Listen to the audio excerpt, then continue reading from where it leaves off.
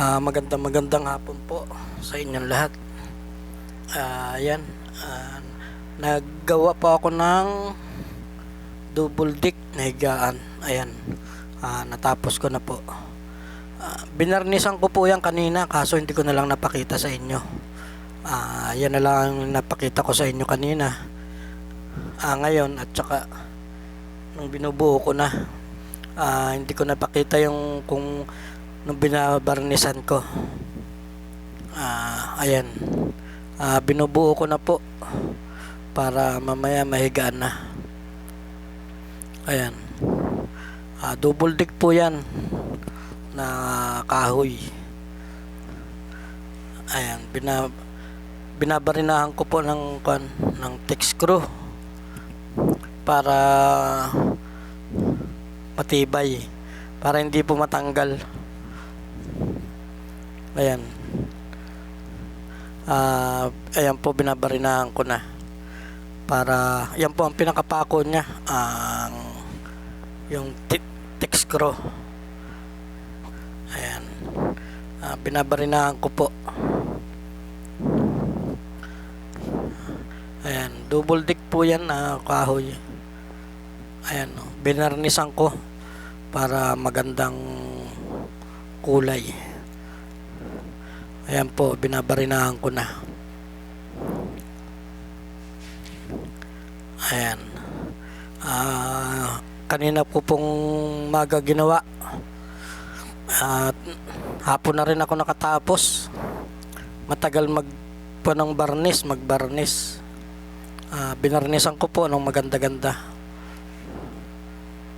Ayan, tinitix screwan ko po yan. Ayan po, thick screw po ang pinapampako ko para matibay. Ayan, hindi ko na lang po napakita sa inyo yung pagbabarnis. Diyan ko po ilalagay yan. Ayan, ginagamitan ko rin po ng Phillips screw kasi pag sa barina nalulustred, nabibigla ang ikot. Kaya ayan, tinitex screwan ko lang muna. Ayan, ginagamit ko yung Phillips screw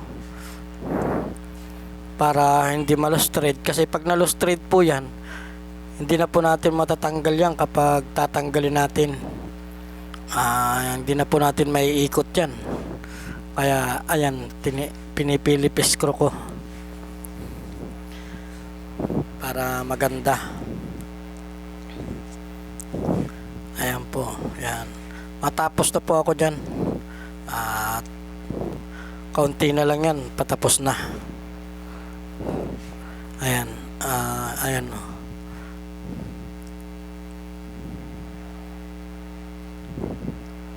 Gulpin tigas po ng kahoy, kaya nalulustrade yung